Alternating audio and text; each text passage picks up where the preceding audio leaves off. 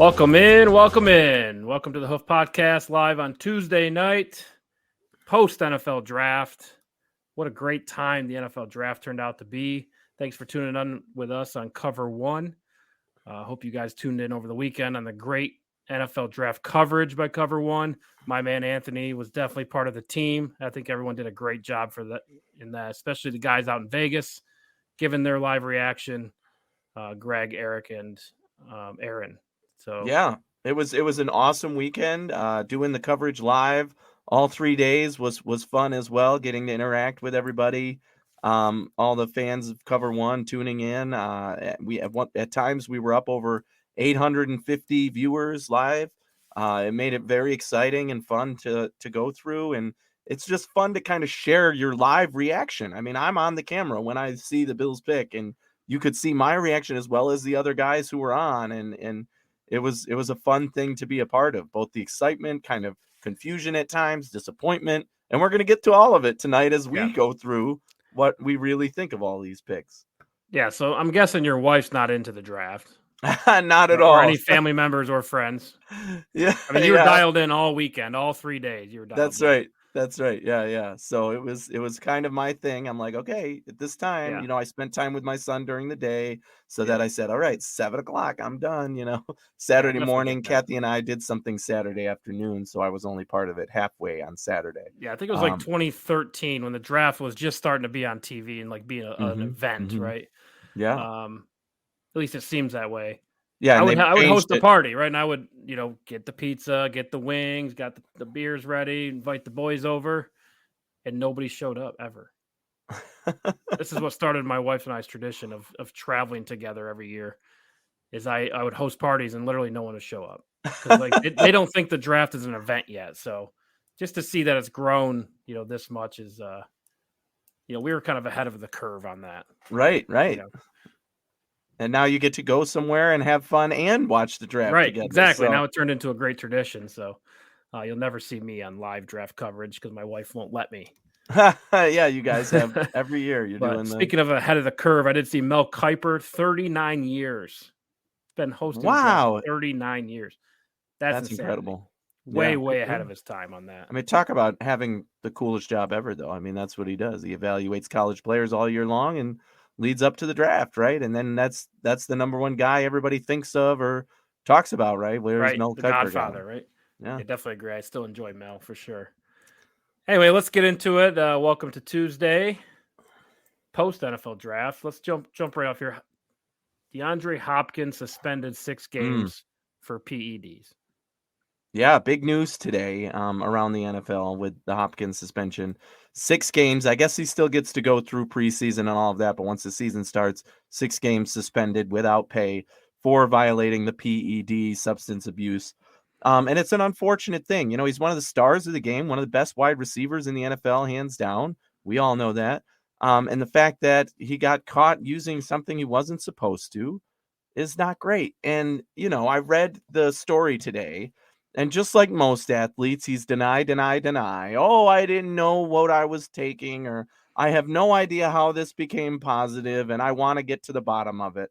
And I'm just sick of the bullshit. Like, why do you have to lie? Do you think we're stupid at this point? You failed the PED test. There's been rumors all forever about how when you're getting tested, right? It's not completely random. Right. And he tested positive for a diuretic in his system, trying to dilute out the PEDs that they found, the ultimate substance he was banned for. So not only was he taking the banned substance, he was taking a diuretic to try and clean his system out so that he didn't test positive for the banned substance. And yet he doesn't know what he's putting in his system. That's a bunch of bullshit. Like, why lie? Yeah. Just admit I was taking something I shouldn't have. I should have been more aware of the rules. I'm sorry I'm doing this to my team, and I'll move forward as a better person and a better aware of the rules, being more aware of what I'm putting in my body. Yeah, because his athletic people around him, your trainer, whoever you're trusting to make those decisions for you, what you eat, what you take in, what kind of supplements. You've gone over this with them. They know what they're putting in their bodies, and I think you hire a crew to kind of show you exactly. Right? Hey, take this, not this. You have to trust them. But yeah. I think it's incredibly complex. they test for so many different PEDs. And I think at the highest level, which Hopkins certainly is at, they're always trying to find a leg up against competition, right? An easier way because it's so demanding. You're talking 16, 18-hour days in the gym, right? So just to get ahead a little bit, I mean, I think you kind of you push the boundaries a little bit and say, hey, well, this one's not on the list. Maybe I could take this enhancement and it's not being tested, so maybe I could get by on this one. Like, because this happens frequently. So, like, what else is the explanation? I mean, I just think that world is insanely complex. And I can't imagine being at the highest level and someone's always after you, right? You're trying to knock you off the hill. Yeah. Well, and you also, I mean, it's very clear what substances they don't want you to take, right? And these experts who are deciding these supplements that the players take and how to get that advantage in the right way know exactly what they're not supposed to put in there and what these supplements contain. And again, the fact that he had a diuretic trying to dilute it out of his system or get rid of it from his system tells you that they definitely knew somebody screwed up somewhere. Positive. Maybe it was him. The Maybe rumors are they tell you so that you know, doctor. make sure you're clean when you're going to get tested. And the fact that he wasn't and he tested, he deserves the suspension, but take it like a man. Don't be you make yourself look like a joke. He lost my respect, right? He's one of the best players in the league, and I will always look at him as a joke now. You're a joke. Don't lie to my face and act like I'm stupid because you tried to take an advantage and you knew you were doing something wrong. I have more respect for guys who say, I did do that, and I'm sorry I passed. I know I shouldn't have, but it's a competitive league, and I should have been more aware, and I will from now on, and I'm sorry I hurt my team. Now, I feel maybe the Cardinals knew about this before the draft, which is why they ended up making the trade. That's what I was kind of getting at is why is it 6 games? I mean, some people get 4. I think Julian Edelman had 4-game suspension, right?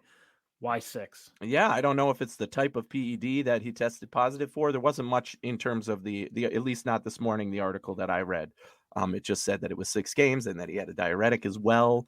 Is it severity? Maybe that's why. Maybe it was the compounding the fact that he not only tested positive, but that he was also trying to hide it. So they took a 6-game suspension because you can get in trouble for just having the type of diuretic that's trying to clean out your system. There's probably different levels. Like if you take a steroid, right, it might be a higher suspension, or it's probably a record if you have a previous history. Right, that plays a factor. Or you get a warning for something. Yeah. Anyway, Reptile, what's going on? Says hi, Hoofers. What's going on? Good to see you, buddy. Anthony got a question. Ellis share. Yeah. If J.D. McKissic didn't back out of his deal and the Bills didn't draft Cook, who do you think the second-round pick would have been? Ooh. That is hypotheticals already. A couple days out of the draft. Big mystery there. I would say the one piece we didn't get, I was pounding the table for Parham in the second round. He went in the third round, the pick after we picked. So I probably would say insert your favorite offensive lineman, offensive guard. Yeah. That's what I would have wanted, at least if I was the GM. What the Bills were looking at, well, now we know. Maybe they would have considered going linebacker since that's where they went in the third round. Would they have pulled the trigger on a Nakobe Dean at that point instead of where he went in the third? Maybe not. Possible they trade back. Exactly. They might have traded back again a few times. Right. They did that twice to get the Cook trade pick that they made, but maybe they would have tried to get down even further to make multiple third-round picks. Eric McNeil says PEDs are 6 games, recreational drugs are 4 games. That's why. That makes sense. So it's pretty standard. Makes sense to me. And he had originally appealed it, but he dropped the appeal, knowing that he wasn't going to win the appeal, basically. And then said, "I have no idea how this happened to me, and I'm going to get to the bottom of it, and I'll give more out when it." Yeah, exactly. Bull crap. Just admit it. Come on. Well, I mean, every time I've been caught by the police, I say it wasn't me. So I understand. I didn't do it. It was him. It wasn't me. It's the damn doctor. I wasn't speeding. Yeah. Anyway, takeaways from round 1. Pretty crazy draft year. Lots of movement. Oh, it was fun. This year, the actual players traded during the draft. I mean, there's just no way you can predict some of these moves. And unlike other years, quarterbacks really kind of thin, right? Not a big story this year. One in the first round. That's it. Yeah. None in the second round, right? What else we got for takeaways? Round 1. What's your takeaway? So many trades. The player trades were the biggest shockers, right? I mean, 2 elite wide receivers in Brown and what's his name from Baltimore? Brown. Brown. Yeah. Both Browns, Marquise Brown and AJ Nothing Brown. against Browns, you know. Wow. I mean, we were genuinely shocked on the show when that came through. Like, wow, AJ Brown gets traded from Tennessee. What are they doing in Tennessee? Like, clearly they're going to be receiver needy. And that really turned the tables of the draft. I think Tennessee was one of the losers of the draft, if you will. Baltimore managed to turn it around. I really like the haul they got with their tight ends, especially because that fits their offense. It fits the mold of what they're trying to do. Baltimore's good at drafting. We talk about this and they had year. just so many good players. I really did like Baltimore's draft. One of the best teams drafted, or at least their haul this year, I'd say overall. But that was probably the most fun. And then all of the trades that happened in between, and it happened very quickly, right? The pick was in, okay, traded, pick was in, to the point where ESPN was like stalling because the pick was in, and they were like, we got to get so many commercials in, right? And we got to go so late or whatever due to contractual obligations. And throw the stray jacket guy in there, right? Distract the crowd, slow it down. But it was fun to watch and be a part of and see it all go down. And even when the Bills picked, right, we traded up. We were one of those teams that traded up 2 spots to make our very pick. Interesting. Why trade up 2 spots? Brandon Beane was very straightforward. You know, Elam was the last guy with a first-round grade. You got to make sure you get a first-round grade in the first round. It all matters. So I think that was a good move there from what you described. Other takeaways, Georgia's defense was really good. Oh, yeah. Very good. They have at least 3. 5 defenders taken. 5? Oh, man, I'm way off. Yeah. Just defenders, most for a school in the common draft era. That is crazy. Even beating Alabama, which is surprising for me. Other things, there's a common draft era record, 9 teams with multiple selections. That was another thing I was going to comment on. Yeah. It was fun to watch too, because especially at the top of the draft with the Giants and the Jets having 2 top 10 picks. I mean, it was just rapid fire. Wow. These teams just got a lot better that quickly because, they drafted 2 of the top guys in this draft, presumably. Obviously, you have to wait and see if those guys pan out and develop the way they should. But when you have 2 top 10 picks, it's kind of hard to miss, right? I mean, you'd really have to screw it up at that point. Yeah. Douglas Masters, straight jacket guy was Chris Angel, wasn't Was it? I don't think so. Was it? I don't know. He's got to be 50. Chris Angel's old now, right? I don't know. Is he? I feel like I watched him in high school. Yeah, right. That was a long time ago, folks. Yeah, I would say Chris Angel's probably too old for that, but I mean, I don't know how that world works. Maybe you can play into your 40s, like some people, and twist around upside down on in a straight jacket. I would have a fill in. If I'm Chris Angel, I got my money. I want to fill in at this point. Yeah, that's right. So anyway, Kenny Pickett 20 to the Steelers. Yeah, the first only occasion in which only one quarterback was picked in the opening round since 2013. Yeah. It was definitely a bit of a shocker. And obviously the board fell well for the Bills. There was still a lot of players on the board that I liked, which is what I preached all offseason long leading up to this. I said there's only 24 guys going before the Bills pick. And in this case, it was actually only 21 because we traded up 2 spots, or 22 guys, I guess, because we traded up 2 spots.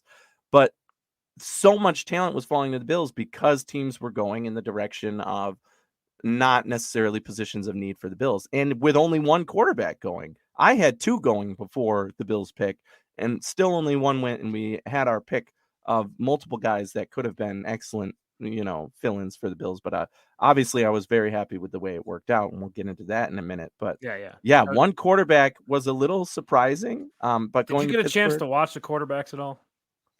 I did. It was not on the radar at all for the Bills. So, right, you got to put your priorities up front, right? Right. Watch a lot of receivers, watch running back, edge, right, linebacker. And it wasn't much. I mean, I mainly watched a couple just highlights to see, like, how do they play? What team do I see them a fit for? Is this more of a, hand the ball off, short dink and dunk quarterback, or is this a, obviously the running quarterback is a big part of the NFL now. And I just thought Pickett was the guy. That was one. Right. I think it was one of only 2 that I absolutely nailed the team and the pick. I had like 9 out of the top 10 correct in terms of the picks, but not to the right teams. And that one I did nail the matchup. And I feel like I fell for the smoke. Like I knew the Steelers would probably take a quarterback. Smoke was there though. That was another takeaway for Malik me. Willis, right? During the draft, I said this was the draft where the smoke was real for the most part, right? I said before and during the draft coverage, I'm somebody who says I trust what I believed before and not the smoke the week of the draft. But even with the number 1 overall pick, my choice was Aiden Hutchinson. I thought for sure it was all smoke and Jacksonville wasn't going to do that. And sure enough, it wasn't, right? It was Walker. Yeah. And that's what the rumors were going into it. Same thing about, certain guys falling because of injury or whatever, or, there were at least 3 picks in that first round that were linked within the last few days, including the Bills pick, Elam, right? That was the week of is when that changed to Elam's the guy versus, Booth or all these other names that we heard during the week. So that was one thing that, I was like, oh, okay, this year it really did. Those rumors last minute, closer to the end of before the draft, did come to fruition for a lot of teams. Yeah, and I thought Kenny Pickett was going to fall for sure. Let's bring us to the next topic. Receiver edge stock up. 6 receivers in the top 20. 2 receivers traded off teams. Mm-hmm. I think you're going to see this run. I mentioned this before the draft. After watching the Bills-Chiefs playoff game, how can you not draft a receiver? Yep. Right? This is the new NFL. It seems like you got to be able to beat these guys who don't miss, right? They're going to score on every single drive. You need all the weapons you can get, right? So I think that matches the stock up for receiver. And it's interesting to get into the A.J. Brown situation with Tennessee, where they just kind of, dump him because he wanted more money, which he probably deserves. Right. So like $16 million a year, I believe, is what he's asking. And they say, well, I think the next guy can just do the same things you do. And you locked into a cheaper deal, huge cap savings. Are we going to see more of this? Our team's going to pass wide on receiver to me is an elite position, right? It's still an elite position. And this offseason, we saw receivers get paid more than we ever have before. I mean, big time this offseason, right? Because it is a premium position, but that makes it more valuable in the draft, just like edge always has been. Offensive linemen, you can never have enough. But edge is a five position edge players taken round 1. Why is edge such a valuable position? Because when players become good, you all of a sudden have to pay them monster money to keep them around. And it's important to keep that cupboard full. So even if you have one, you're still looking to draft the next guy, just like the Bills did with Rousseau. And even though we had the young guys in there, we still signed Von Miller. Why? Because it seems to me that at least the past few years, maybe the past 3 years, each draft's been deep on receiver. You can get a valuable receiver in round 2, 3, and 4. Yeah, maybe the Bills not did a super athlete. Right, the Bills did in round 5. Right, that was. I don't think you can get a big difference maker at edge in rounds 2, 3, and 4. I mean, it happens. So I'm not saying it's impossible, but if you want a premier edge player, you gotta get that in round 1. Top 15. Those guys go very, very quickly. Those type of humans don't exist. Yeah, and I mean, obviously, talent level varies by position every year, right? This year was not a good quarterback year. In fact, some would say it was one of the worst ever for the NFL draft. And one quarterback went in the first round. The other guys didn't go for a lot later than some people mocked them. And edge and wide receiver being the one that rose the most. Again, during the offseason, when we started doing mock drafts, Olave was always on the board at 25, and I consistently said I would take him in a heartbeat if he was on the board, but he's not going to be on the board. I just don't see it happening. He's going to go to the Saints, picks earlier. And I Saints think give up 2 picks for him. Yep. And it was. I mean, wide receivers, again, even if you have an elite wide receiver like a Stephon Diggs, or in the case of the Saints, an injured star wide receiver in Thomas, you still want a guy to go next to him that can contend and get attention as well, so that both of your guys can become elite players and have opportunities during the game. And you're not keying in on the one guy and that's all you need to do for the game, and you've stopped the offense. So that's why, like you said, that Bills-Chiefs game showed, man, you cannot have enough wide receiver action, firepower in today's NFL. All positions, it seems like. And I would put running back in the devalued position as well, but that's been gradual over the past few years. That's been a story for a few years. That's why I didn't put them on here, but I went but it doesn't safety. Come on. But that doesn't stop people from constantly saying, oh, running back's going in the first round. And those of us with level heads consistently say, no, they're not, because they're not good enough to be taken in the first round. That's not an elite talent. Maybe I'm it's not year by looking at year. Saquon Barkley. Last Exactly. year, This year, there was not. Two wins. first rounders went last year Correct. in ETN and Harris. But not to the Bills. And I think those are premier running backs. I mean, exactly. I think maybe in years past, they maybe go top 10. Right. Top 15, it depends on the talent every year. But guys, this year maybe the talent was off a little. No, they were not first round guys. I said 3 guys would go in the second round. And I think 4 went in the second round. But yeah, that's where they belonged in my mind. Their talent level, their tape, what they've showed. They're not a first round guy. There was way too much other talent that improved teams to pick the running backs. Now, that doesn't mean one of these second round running backs isn't going to become a star in the NFL and a Hall of Famer, right? They very much could be. But drafting this year with what you had to go on, they're second round players, and that's where they belong. Yeah, and I feel like, that's more of a general trend. Next year, quarterback will be back up. Safety is another interesting one. You have it on the list here. That's, stock down. Well, I mentioned that because Kyle Hamilton falls to 14. That was a big many draft people, Daniel Jeremiah, others say he's top 5. Yeah, at least on boards as a sure shot player, but he falls to 14.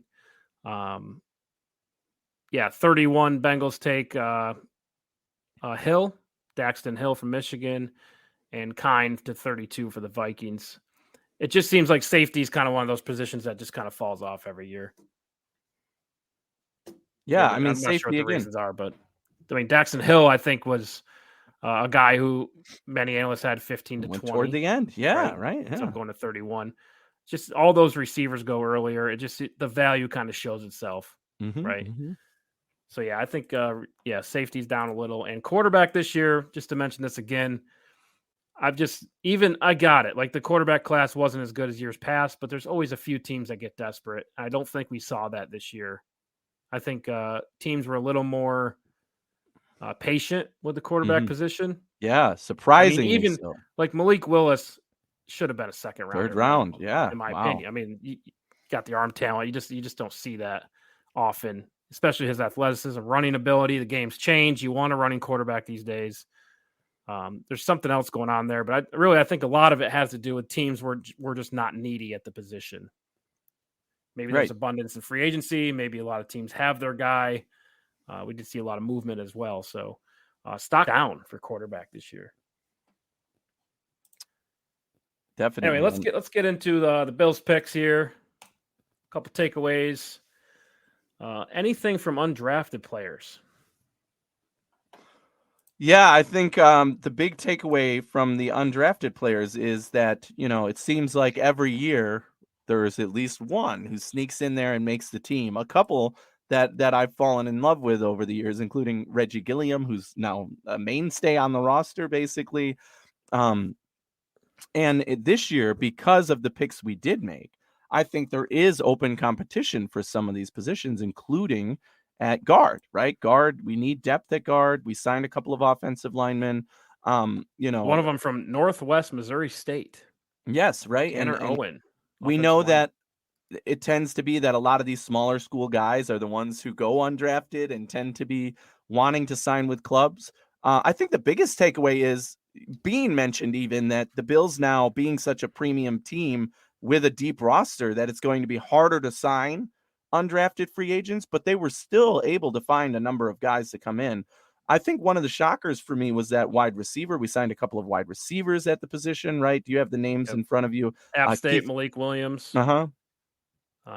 Keith Corbin the third or whatever. What's his name? Yeah, Neil Paiu. Yeah. From BYU. So a couple of guys who maybe could have been drafted toward the end of the draft that end up coming to the Bills. So wide receiver already being a deep position for the Bills doesn't mean they're not looking for competition and saying, look, you need to prove it to get on this roster. Everybody's job is going to be up for grabs and competitive. And who knows what that position could be this year. Cornerback, defensive tackle, any of these guys who are undrafted can leave an impact to make this roster. Right, so let me ask you this. We got, looks like 2 linemen, 1 defensive lineman in the Syracuse guy. Yes. Kingsley Jonathan, Syracuse. We have 2 receivers here. We got 3 offensive linemen. We have running back, Blackshire from Virginia Tech. Trayvon Fuller, cornerback, and a tight end who was on a top 30 visit, Jalen Weidermeyer. Which player or which position, right? Because we haven't gone into depth on the actual players. Mm-hmm. Which position do you think has the best chance to make the roster? Still offensive line, right? Because you can never have enough offensive linemen. And if you think about, going through training camp, the opportunities will be there for offensive linemen, right? We know that. They're going to rotate guys in, they're going to see what they got because we need depth. There's never enough depth. Sometimes they keep 10 guys on the roster, right? We have our 5 starters, but when you start looking at, is Cody Ford going to work out? We don't know. Are they going to keep him and give him a chance? Sure. He was free to do that. But if he plays like he did last year in training camp, that job is wide open. Like, I'd be glad if I'm a unrestricted free agent to come in and compete for that job, right? And I think that's one that screams it. Wide receiver, it's going to be a lot harder for those guys to make this roster, a lot harder. Defensive end, I think that's more. A lot of these guys too, don't forget, are competing for practice squad positions that are valuable, right? I think that's what I was going to mention. Is it's practice squad and special teams. Yes. Right. Who's going to make the special teams spots? That's what this comes down to for me. Mm-hmm. Charles and Douglas say tight end. Yes, that's another one. Third tight end. Don't forget about Gilliam. We got Tommy Sweeney. Right. Gilliam's kind of that hybrid player, the added value there. That's going to be a tough one to crack, in my opinion. It is. Yeah, so I'd say I think there's a spot for receiver. I personally think there is. Even after drafting one, who are you giving up? Yeah, well, I just think injuries happen, right? And there's always on the practice squad or on the roster, you're saying? I'd say on the roster, which moves up the practice squad, which opens spots up, right? So, yeah, I think receiver is always something you should be looking at, especially in this offense, right? They pass the ball a ton. Got 2 spots gone. I know they bring in Crowder and a couple other guys, but it seems to me that they're only an injury away from one of these players getting boosted up. So I'd say practice squad, if I'm looking at it, I would want a receiver. Yeah, I mean, that's a good idea too, right? You can never, especially, again, being next man up, the practice squad. What I was going to mention is defensive tackle, right? The kid from Syracuse can play, right? He's a developmental guy. He might not be a starter right now, but if you can stash him on the practice squad and then bring him up when needed, or, develop him for next year to make the roster and be a depth piece, that would be amazing. The only other issue you have is because the Bills are so good and have a, stacked roster, some of the guys you put on the practice squad are going to get poached by other teams, as we saw happen last year. So even if they're good enough, if they do show out in training camp, they might be picked up by another team and the Bills are left without them. But they're definitely going to have their shot to show that they can bring value to this team. And I think you put it perfectly. They're looking for all-around players who can play special teams, contribute in different ways, but also depth, right? If you got to have that next man up, you have a number of practice squad positions for a reason. Offensive line, defensive line are positions of high impact. You're going to definitely want, not that any position in football isn't high impact, but you're going to want that depth. You always have that depth. And the Bills have been consistent about the players that they protect on the practice squad tending to be defensive and offensive linemen. And obviously for good reason. Again, those are the guys they want to keep around to have as emergency. If somebody gets injured, call them up to the actual 53-man roster. Yeah. All right, let's jump into the actual picks here. We're going to go bottom to top. So let's start with round 7, pick 10, 231 overall, linebacker Baylon Specter from Clemson. Yeah. What are some takeaways you got for Mr. Baylon Specter, 7th round pick? Well, it was the last pick of the Bills, for the last pick by the Bills in this draft. And they had already taken a linebacker. So I'd say one of my big takeaways is, wow, they want competition at linebacker. So they're not necessarily content with the guys competing for that third linebacker spot is up for grabs, right? That's the one that was Klein. They got rid of Klein for contract reasons, and now there's a competition open. But we even said on this show multiple times that there's 3 guys on the roster already who can compete for that spot. Maybe they trust one of them. This pick tells me, okay, they really do want depth and competition at this level. That and the special teams play that we just mentioned for the undrafted players who signed also applies here, right? They took a guy who they thought might get drafted and they want to give him a chance. It doesn't mean he's going to make the roster by any means. He's going to compete. They drafted him. He's going to be there. Baylon Specter equals Super Bowl. Baylon Spencer, Super Bowl, folks. It could be true there. It could be true. I mean, the 5 years of experience at Clemson, he's seen the Isaiah Simmons of the world. Little added value there, right? But this, for me, one of my takeaways is special teams player, right? Yes, exactly. Tyler Medikevich type player. For me, he comes in. Going to be hard to kind of earn your way into the roster, right? But I think special teams is a spot for Spencer or Specter. And and it doesn't mean that he's not going to, just because they drafted another linebacker, doesn't mean this guy isn't going to get an equal chance. He might. I mean, look, the guy, right? Guys like Andre Smith, Terrell Donson, they earn their way up the roster over time. He's just had a huge disadvantage because they've been here a while. Let's not forget about Joe Giles Harris, which I'm not too familiar with. But just guys in the roster who's been with the team a while. They know how the routine works.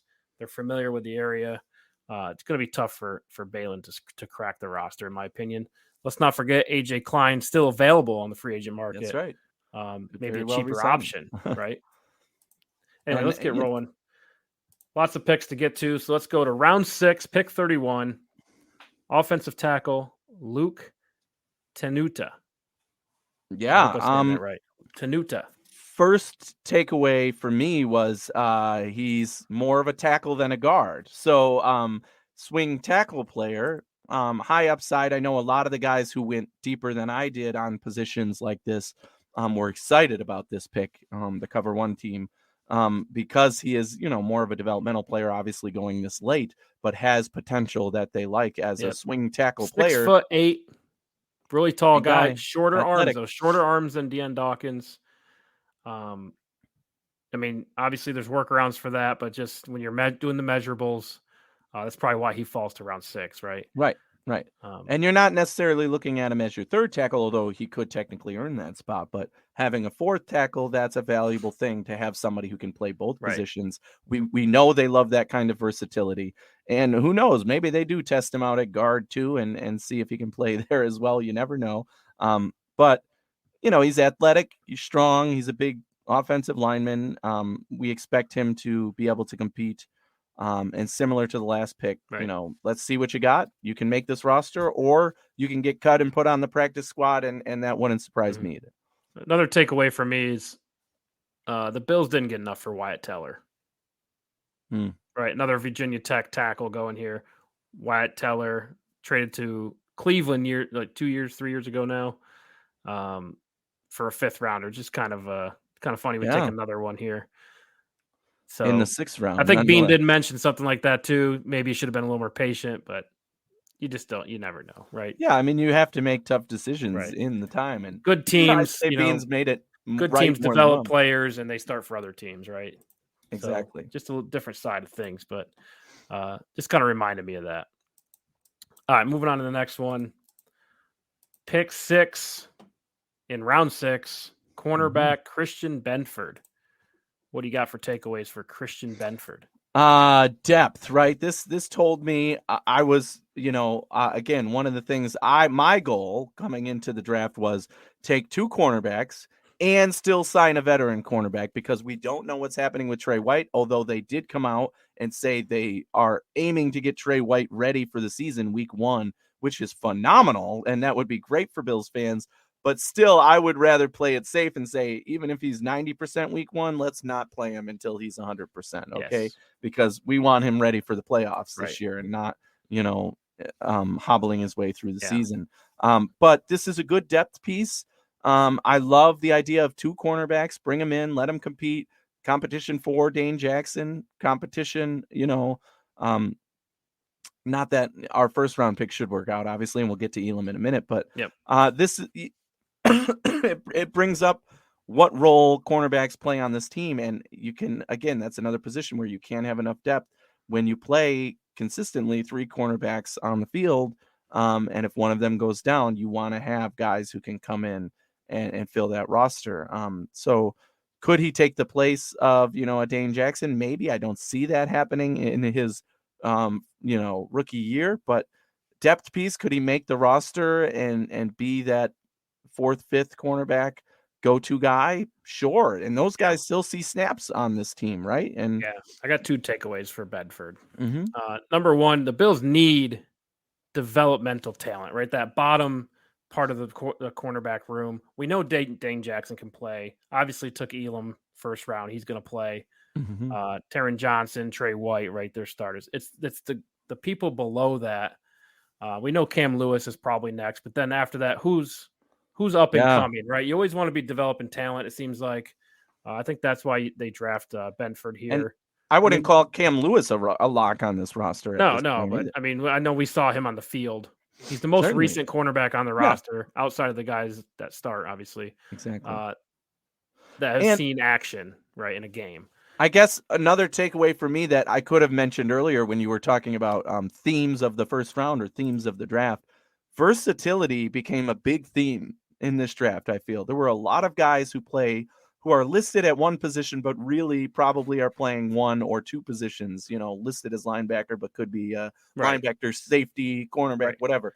And this is one of those where, people were saying, okay, he's listed as a cornerback. Can he be a safety? Maybe they're going to try and develop him into a safety, which would make sense in a lot of ways for the Bills. But at this point, I think it's safe to assume he is a cornerback, defensive back, Mhm. whatever you want to label him. Sure. I But think he that can move to safety, versatility but is a big theme. Yeah, yeah. And he's got good instincts was my second takeaway. 7 interceptions, 18 pass breakups, big deal. 202 tackles. I mean, great tackle ability. This guy could really grow, which is something, right, valuable for the team. Right, other guys on the roster, we have Elijah Griffin, been in the league for a little bit, but interesting. He played quarterback at USC his freshman year, so that's kind Mhm. of interesting. But Tim Harris, practice squad, drafted by the Niners, signed a futures deal. Nick McLeod, practice squad. He had a stint with the Bengals, but then came back, signed a futures deal with the Bills. So little competition there. Let's move on to one of the fan favorites here, the punt god. Yes. This was disappointingly right after I left the coverage on Cover One, although we were all hoping that somehow they would end up with Matt Araiza. And Atareza. sure enough, 2 punters went before him, even though he was, as thought of, at least by most people doing mock drafts, as the best punter in the round, and he's going to go in round 4. Well, 2 punters did go in round 4, and he went in the top of round 6, really the first pick of round 6. So you could call that round 5 too. But certainly the guys we just talked about in the other 6th round picks and in 7, depth, competing for a spot. This guy ain't competing for a spot. It's his to lose, right? We all know that the Bills punter position was abysmal, right? And we were shocked that they didn't outright drop and cut Matt Hawk. So now with Araiza on the roster and this guy being the pick, you're saying this guy could be our future punter for the next 4 or 5 years. And let's see what he can do. As long as he can do the holding side of things, which I know was a question with him. And there obviously are other questions about him being too strong in the leg Right. and I was doing going to mention touchbacks this. versus corner kicks. Yeah, but I mean, I think this is a valuable piece to the Bills roster this year. He's going to contribute day 1, week 1, right? And that's exactly what you want. Right. He's definitely got special ability. No doubt about that. Mm-hmm. Um, and when you're pinned deep, I mean, this guy could have a real impact on games. You can flip the field with your punter. I mean, that's really a special thing. And I've never seen a punter kick at 86 yards. And Yeah. he does it consistently, which is kind of Mm-hmm. scary. But there's question about accuracy. I mean, obviously, the NFL game's a little different. Uh, Less blockers. I think you got to get the ball a little faster, right? Guys coming at you are faster. Mm-hmm. Mm-hmm. But yeah, his punt average. Let me get you exact numbers here. Punt average 51.2. Punted the ball 79 times for an average of 51.2. That's insane. That's the highest of any NFL player last year. Yeah. Highest being 50 by AJ Cole for the Raiders. I mean, that's got to Not too scream shabby. something now. Also, punted the ball 79 times. kind of middle of the road at how many times he punted. Lots of punters in the NFL kicked it more times than that. But Yeah, that's insanity. it is. And I mean, potential obviously is the roof, right? He could be the best punter in the league next year and nobody would be surprised, I think. But at the same time, you do have that limit of, can he hold the ball? We don't know quite yet. And hopefully he can. I'm sure he can. And then, will he have an issue of too many touchbacks, the ball going too far at Here's times? my theory. But you have to be coached on that, right? We might have be, special teams coaches for a reason. That's their job. Yeah, Like, to get this this might be guy full-blown fact. You tell me, you're the scientist. You're not going to have that kind of punt average with Josh Allen on the field, period. It's going to be way, way lower than that. You mean number of punts? Well, you can I'm still thinking have average. that punt average. Punting average. Because even if Josh they Allen punt, doesn't it'll be get from the pinned 40. too often, Yeah, right. Your right. opportunities are going to go way down. Right. We need you to punt it from the, punt it out of bounds. You got to learn the 40 to the corner kick to the 5. That's what we really need, right? Consistency. I want to see consistency from the punter. Yes. Well, but look, as long as he's not like Hawk, making a goddamn sandwich back there and taking his time, like he's like, oh, look at the people in the stands before I kick this ball. Like that was so frustrating at times. And he screwed up on multiple occasions, and it was just unacceptable. And then which is why I think he's going to be the most popular punter to maybe ever come in the league. right at and this stage, exactly, right? And I kicked one ball, but expectations are high. Let's just certainly for the Bills, I've never seen a punter get this much praise, right? And again, that's probably the man who's going to see the field the least of all of the starters and guys who contribute, but still a position that can improve and just did instantly, basically, with this pick in the 6th round. I mean, how many 6th rounders can you say are going to have that big of an impact? If he gets the win too, I mean, he can give you a touchback if you're pinned back, and that's a game changer. And he has a real chance to be a special player. Really does. And how about the Bills now with 2 of the strongest legs in the NFL, right? And that is insane to think about. The kicker and the punter, 2 of the best at their position and the in quarterback, the NFL. Strongest. We don't know if ass and legs. We don't know if Areza is going to be, the best punter yet because he has to prove it, but he certainly has one of the strongest legs. That's not out for contention. And Bass is the same, right? He's proven it. So Bass and Areza are going to make a hell of a combination of kicking the ball in Buffalo, even in that wind and weather in Buffalo, right? The ball is going to get punished by those 2. Yeah. Yeah. And just real quick, Pat McAfee, I don't know if you saw him talk about Matt Areza, but Pat McAfee talked about practicing, and he tipped over a soccer goalpost with a soccer ball. I mean, that's just insanity. Wow. Yeah, that's power. I just can't even think. I can't even fathom that. Anyway, let's move on to Khalil Shakir. 5th round pick, 148. Yeah. Does he fill the void of maybe some of the talent that left? The Cole Beasley. Absolutely. Emmanuel Sanders. This was one of my favorite picks, and I think overall one of the most positive reactions to a pick on our Cover 1 coverage was in the 5th round. Again, my approach was if you don't get one in round 1, which I didn't think we would because I thought they would be gone off the board, there were a lot of guys I loved in round 4 and 5. By the way, my guy Romeo Dubes ends up in Green Bay a few picks before this, right, in round 4.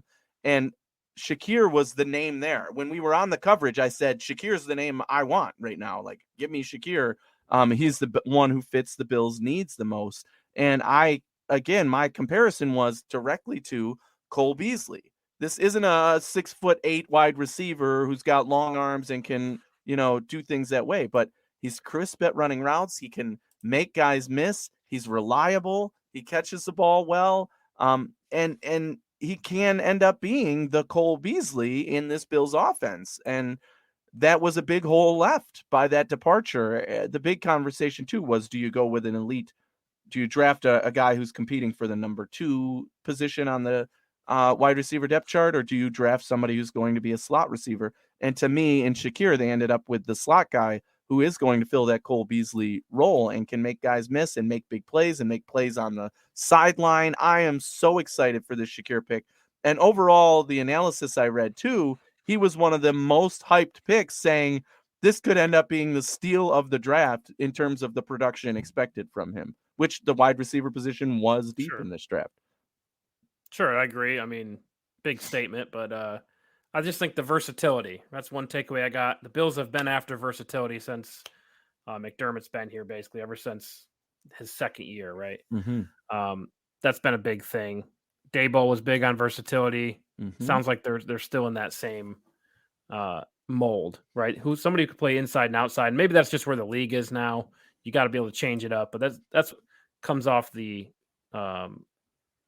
comes out to me from Khalil Shakir. Right. He can run the ball. He can do all sorts of stuff. Certainly, there's probably some things he's got to work on being drafted this late. But also, I'm curious about punt return ability. Some people said he can do that, but we won't know, right? But that's maybe a need that the team needs. Are we going to have McKenzie doing kick returns? That's something I'm looking at for a guy like Shakir. Yes, can exactly. he do those things? Right, contributions to the return game. Yeah, I believe we looked that up. He does do kick returns, but he's not returned a punt, or maybe he only returned like one punt. Right, so I'd be curious to see how that looks. Can compete for that as well, for sure. And maybe he doesn't, but then we go with McKenzie. I mean, it's not the end of the world. I think McKenzie's good at it. You run that risk that we all know, and I'm not even going to say it. Mm-hmm. All right, let's move on to the next one. Round 3, no 4th round pick for the Bills this year. They traded Terrel Bernard, linebacker. What kind of takeaways you got for Terrel Bernard? This was by far the most puzzling choice, if you will. The next pick was the offensive lineman that I eyed for round 2, which was Dylan Parham. And I think that would have been an easy contributor for the Bills day one.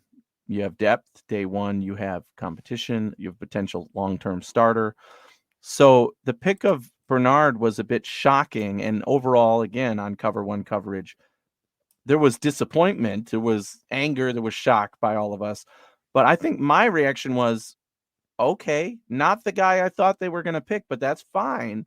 What role does he have on this team? He's more of a Matt Milano role than a Tremaine Edmonds. And if we were going to pick a linebacker, the general thought process was, well, you have to pick somebody to be in Edmonds' space since he's a free agent next year. And, we don't know what the situation is going to be with him.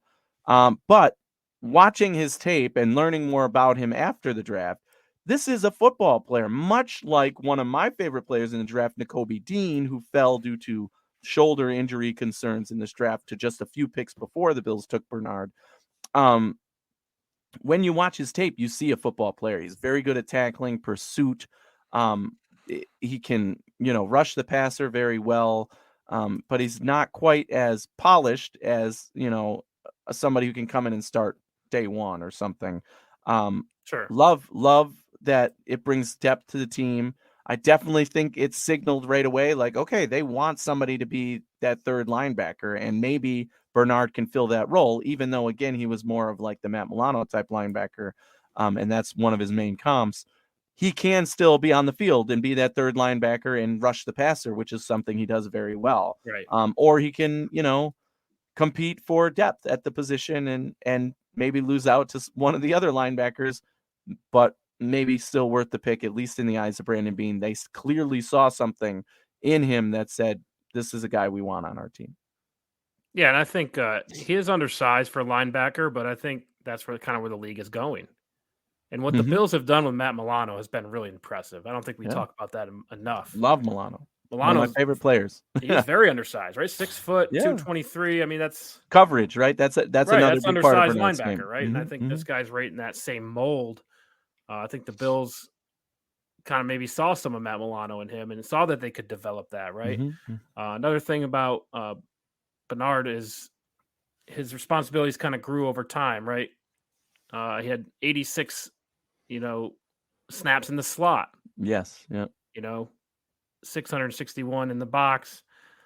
I mean, going back to 2019, he had about similar numbers, but actually doubled in 2021 from 19 as far as slot, playing in the slot. So, I mean, that's something maybe the Bills are looking at. I know Matt Milano plays in the slot a lot, just that versatility. So I would say that's kind of what maybe caught their eye about Bernard. Definitely. Has high upside. And again, I don't want somebody in the chat said like there was optimism at cover 1 as well. Yes, I'm talking about live. Again, the best part of doing the coverage is you see our instant reaction to, right. And most of us were like, the Bills picked who?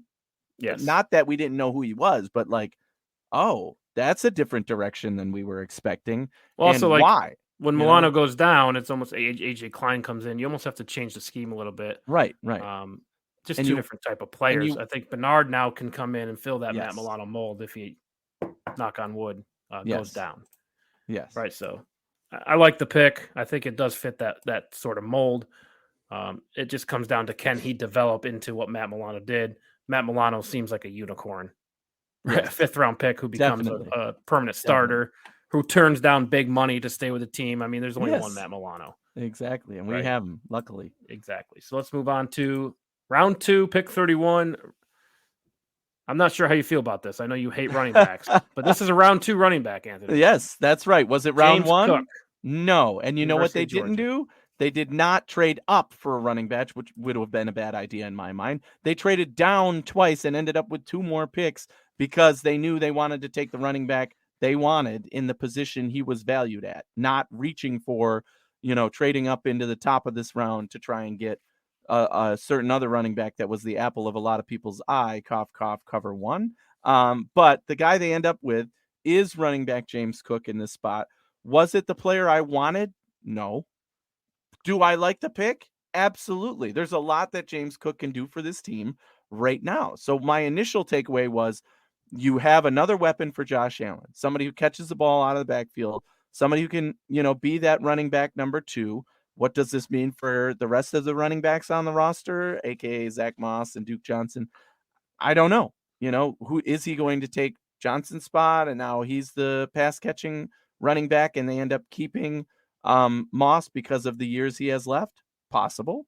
However, I definitely see something happening there before the season starts. Either one of them is traded or moved on from, or, they wait and see if there's an injury, God forbid. Is the value right for you? Yes.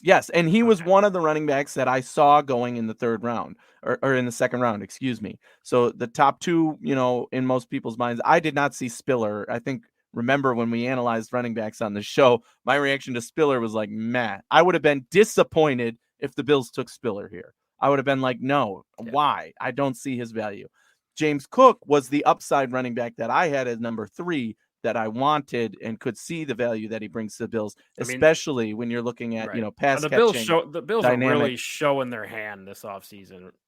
Yeah. Right. You go after J.D. McKissick, you bring in Duke Johnson, draft and now you draft James Cook. Look, the Bills are going to throw the ball to the running back, period. It's so obvious.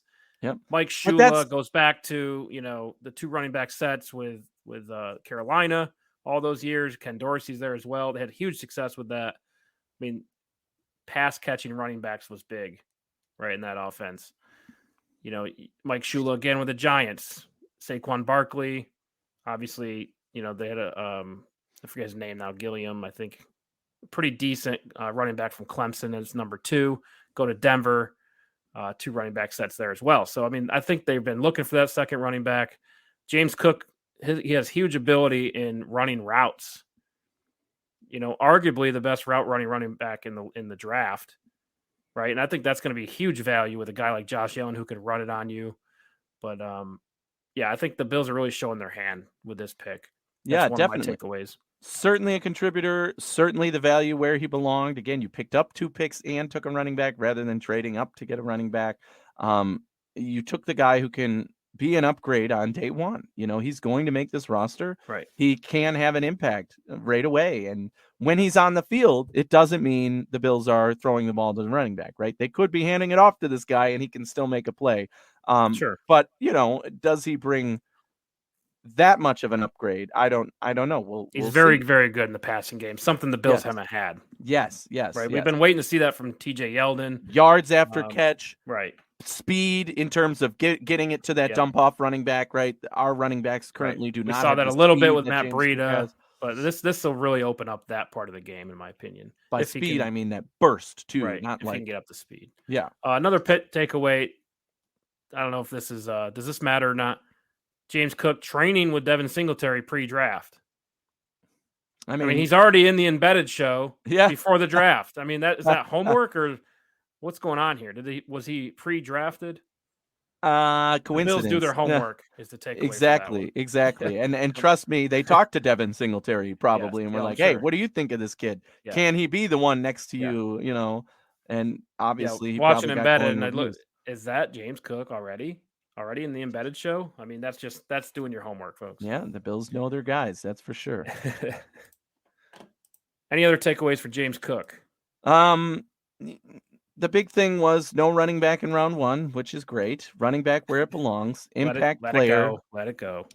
I'm sorry. Did any It's running all back over. go in round 1? It's over No, now. it's just a fact. I'm not gloating about it. I'm telling you that I was right then because it was the right decision, the right thing to do. Save a No little team bit. valued it. We're gonna have this same exact argument next year, so save I'm some sure energy. we will again, but it's still, no. It's become an annual thing. So. Other needs. It maybe running back is the only need next year, and we do take one in round 1. I'm not somebody who's never running back in round 1. It's just that the talent has to match the value at round 1. And here we took a cornerback, which was the right move all along, which was the preachy move that I kept saying. Your biggest hole is cornerback.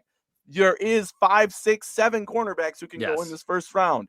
Pick the best cornerback on your board at 25. In this case, 23. Yes. So, yes. Which brings us to round 1, pick 23. Mm-hmm. Kaiir Elam. Yes. I think we did a lot of work on the other cornerbacks, the Andrew Booth, McDuffie.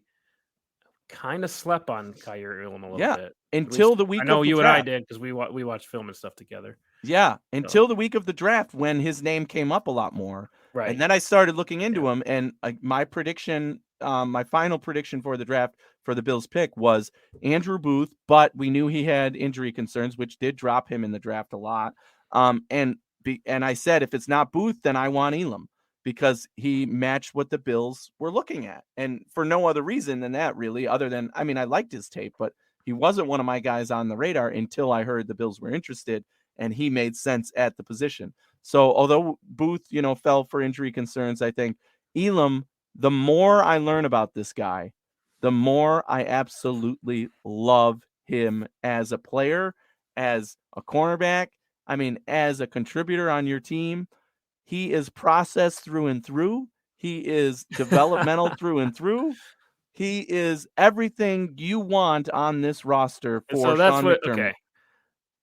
Outside of a personal tragedy, the only other requirement is to tell somebody in the interview that you take notes. Yeah. Right? But he had his notebook with him. I say personal tragedy because it seemed like for a while ESPN every single that's draft right. That's they're what talking they about personal tragedy. So there's 2 requirements to get drafted. One's tell them you take notes about your football plays, right? The other one is, your brother's got to die in your arms. Yeah. I don't know if he has that part, but it just seems like those are the 2 things. Kaiir Elam comes out and says, "Yeah, I take notes on my football," right? As I think most corners at this level should or currently do, right? But that little clip, everyone's been talking about that. Yeah, and then what did he say? He said, "Put the playbook on the plane." Yeah, and they did, right? Put the playbook on the plane. But the clip, even the small clip we saw of his interview, you're like, this is the guy for Buffalo. And the more you see about him when he's being interviewed, when he's on talking business of football, when he's saying, here's what I saw on the field, here's how I can improve, here's what, I learned about the situation, here's how I grew as an individual from this. He's mature, he's ready to go. And I'm willing to say that he's going to be one of the best things that has happened to Sean McDermott as a head coach on this team. Sean McDermott is going to develop this guy into a perennial Pro Bowler at the position. I am confident that with his skill set and the ability of McDermott at that position, this is the best match made in heaven for Buffalo since the drafting of Josh. Well, you now have 2 first-round cornerbacks, which is going to be brand new for this team, right? Mm-hmm. This at CB2. Kaiir Elam's a much better athlete than Levi Wallace. And that's not to discredit Levi Wallace. He's a hell of a player. But, I mean, a first-round athlete is something this defense hasn't seen yet. Right. I think you go back and look at Kaiir Elam's 2020 film. He plays lights out, right? This guy maybe would have went higher if he continued that trajectory. Mm-hmm. Last year, you learn he played through an injury, changes your perspective a little bit. But, yeah, somebody who wants to grind, who wants to get better. I mean, with that athleticism, it'll be really fun to see what kind of player he can develop into, right? We've seen Dayton Jackson hold his own in this defense. We've seen undrafted Levi Wallace hold his own in this defense. And now you've got somebody with all the talent in the world and the right mindset and wherewithal for this team. It was the right thing to do all along. Yes. Put 13 seconds back on the clock, okay? We're ready this time. Had to say it. Yes. Any other thoughts? How about Dane Jackson? Brandon Beane says he still has a chance to start. Absolutely. If He's earned that for sure. I think that if you look into week 1, right now, if we don't have Trey White, Dane Jackson is CB1 for God's sake. So that now I think with the drafting of Elam, you have Dane Jackson and Elam. That gives you a little more comfortability at the position. And you still have the competition and the depth that we've all talked about. And, we're set at the CB3 position. We have depth that we brought in to compete. We have guys who have been on this roster that can still fill in and play, outside of Levi, obviously, who's moved on now. But I'm confident in the Bills' ability, at the position now, which is what we needed. However, I would not be surprised if they still go out and sign another veteran cornerback to come in and kind of teach these guys and keep them level-headed and be the presence in the room that you know what you're getting. Because we still don't know what these rookies are going to give us. We don't know that Kair Elam is going to be able to start on day 1 if needed. And if you have a veteran in the room and Trey White isn't back, you feel much more comfortable having the veteran and Kair Elam so that, maybe Kair's not ready. The veteran gets most of the snaps. By week 3, Elam is the start. Yeah, I mean, it's I think there's a lot of pressure to tackle at cornerback in this defense, right? Something Levi Wallace would struggle for a while. Something Dane Jackson really thrives at is tackling. And that'll be Kair Elam's toughest thing to learn, in my opinion. He's got all the ability to cover. He's covered the best receivers in college football. No doubt about that. He's held his own against them. Yeah. It's coming up and stopping these big running backs and breaking off blocks. That'll be a big challenge for him, in my opinion. Yeah, we'll see. And obviously the Bills have a big defensive line now, and maybe they're saying, you know what, we want these corners who can do their job and cover the receivers, and the rest of the guys will take care of the front. All right. So what's your final grade for the Bills? No bias. No bias now. No. My grade was a solid B. A solid B. I like that.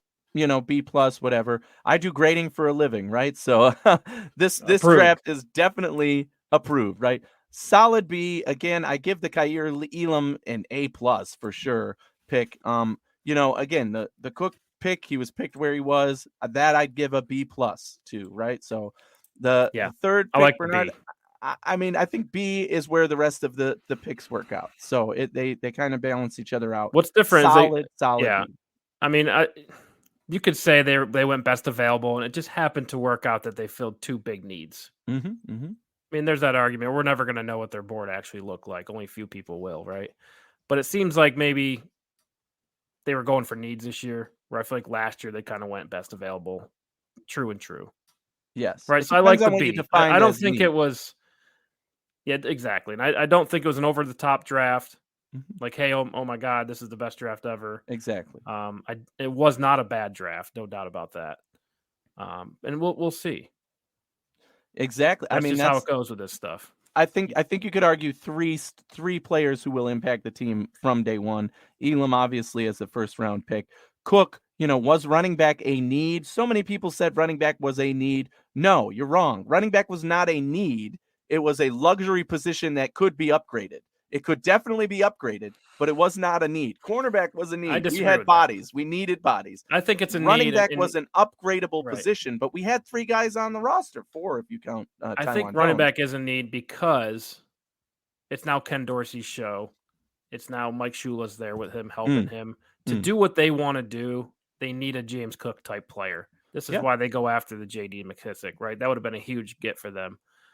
This is why Duke Johnson's on the roster right now. They need that to do what they want to do and run the offense that they want to run. So I would say that it was a need now, but maybe it wasn't last year. Right. And then Areza in the 6th round, obviously, is the other one that is instant impact player. I expect him to be the punter on day 1. And if he isn't, oh boy, that's going to be one of the biggest letdowns in draft history when your nickname is Punt God and you're not the starting punter. Expectations are high. We'll just say that. But Tyler Bass went through something. This guy's a YouTube star before he gets to the league. And it worked out for him. So just do what Tyler did, All right, last one here. Last topic of the night. What's the opportunity cost, right? maybe some players that went after the Bills that they could have had. Who's your biggest disappointment? Dylan Parham. I already spoke to it earlier. I think What round are you talking? Third round. So third round, directly after our pick was Dylan Parham, and I was pounding the table for him in the second round, and he goes in the third round. The next pick after the linebacker pick, which again was more of like a Dylan Parham, linebacker guard from Memphis, ends up going to the Raiders. One pick after the Bills in the third round. You wanted him because you think we need guard. I just wanted guard depth. He seemed like a great addition. Again, he can compete to start day one and be a fill-in after we only have Saffold for a year. So he could learn under Saffold, doesn't have to be the starter, can be a fill-in guy when needed, and then be the starter next year just like that. But the Bills decided to wait on guard, right? Coming into next year's draft, guard might be our biggest position in need I think who's free agent, you know? And Brandon Beane's going to find a free agent. I think that's kind of what they do. That's kind of their system, right? We get undervalued free agents, bring them in, and they give us grade A talent. Darrell Williams, right, who is still a free agent. Yes, he could very well come back. That would be great. Play guard. And you can't ignore the draw to Buffalo anymore. I said this in the Cover One chat afterwards, right? The fact of the matter is the Buffalo Bills are Super Bowl contenders. So anybody who's still on the free agent market, be a veteran or, somebody who's trying to come back or whatever their situation may be, you look at this Bills roster and you say, if I go there, I'm competing for a Super Bowl. I could be under the biggest spotlight. I could get myself a ring. That is a huge draw. Nakobe Dean. Nakobe Dean. Timothy obviously, says Nakobe Dean's the opportunity cost. Biggest opportunity cost for the 8 Bills. picks before the Bills as well at linebacker in that third round. So he fell because of the shoulder injury concerns. Right. Probably on the medical list for the Bills. Exactly. Maybe they completely flagged him. Yep. He ends up going to the Eagles. Could get a starter out of the third round right there. Yeah. Yep. Who else are you missing out on? You know me, I liked Christian Watson from North Dakota State. He ends up in Green Bay. What a haul for Green Bay. I was feeling good that the Bills were gonna nab him up in round one. So for me, that's the opportunity cost. I think he's gonna develop into a great player for Green Bay. I do like that he went to the Packers and not the Chiefs. And Romeo's right there with him. So I mean, where did he go? I missed that one. Green Bay. So they have Watson and now Dubes. I mean, as much as people criticize him for taking defensive players, and not keeping Aaron Rodgers happy, they got a haul this year. So we talked about this last week. Just Christian Watson, you can just see it's going to be shootout after shootout. Josh Allen's the standard. Pat Mahomes is now the standard. I think you needed all the weapons you can get. Seeing that big run on receivers, I thought maybe the Bills would, get a little more needy, maybe panic a little and nab up one of those top talents. But it didn't happen. Stuck to their guns. Hopefully it works out. Yeah, I think the other thing that we have to mention is the division, right? The teams in the division. The Jets, this had to be, I was texting with a couple of my friends who were Jets fans. This had to be the best day as a Jets fan, or the best couple of days as a Jets fan. Sure. In 10 years since they beat New England in the playoffs, right? And that was, it's phenomenal haul. 3 guys who I think were top 10 talent in that first round they got. 3 top 10 players in the first round. That's going to make you better instantly. Yeah, now, I think their defense will get better, but you did nothing to help your quarterback. I guess Garrett Wilson. Yeah, they did. Yeah. What do you mean? They got one of the best wide receivers. Yeah, we'll see what he turns into. I think could have had Deebo Samuel, right? Rumors out there. Well, I mean, they decided not to go that direction, and I think that was the right move, to be honest. They're a team that wants to build. They're still building. They are not competing for a playoff spot this year. Get Garrett Wilson. So it's Gardner, Wilson, and Johnson. That's right. Yeah, so they very good haul in that first round, and all around players that are going to contribute on day one, building in the right direction. I'd much rather be the Jets right now than the New England Patriots, who, a lot of people laughed at what they do. They can get anything, who knows? Maybe the guys they picked are going to be stars, and Bill Belichick thinks he knows more than every other talent evaluator out there. But their picks definitely raised some eyebrows at times as quote unquote reach, whatever you want to use that term for. But they took guys they were interested in at times when most thought, they weren't going to go. Strange in the first round was certainly an eye opener, the one that most people And if you're Sean McVay, literally out loud said, wow, that was a shocker, right? Yeah. So it's, what is New England doing? I don't know. I don't think they're helping their team now. I think they're in danger of becoming a last place team in this division, to be honest. Miami came into this draft the way the Bills did when we traded for Stephon Diggs, right? They already won. They got their guy. They're happy. Yeah. They're sitting at home, drinking a beer, having a cigar, and celebrating because they got Tyreek Hill, and that's something to celebrate if you're the Miami Dolphins. Now, what they do with that is to be seen, right? We know the limitation there is Tua. So their team instantly better as well. The Jets, one of the most impressive hauls in the draft for sure. I thought the Giants as well, with Brian Dable as their head coach and Shane as their GM. I mean, they did a phenomenal job building in the trenches, getting players. A very similar, scenario as when Beane took over the Bills. We saw, and build from the positions of need, players that, in the trenches that can contribute now, but still build into the future of when you're ready to really, really compete. And Daniel Jones, probably not the future there in my mind, but, they're certainly building the pieces around him. Yeah. And, Kansas City, I thought had a pretty good draft. Sky Moore in the second round. Yeah, wow, yeah. Unfortunately, yeah. Cornerback McDuffie, trade up to get him, and Karlaftis.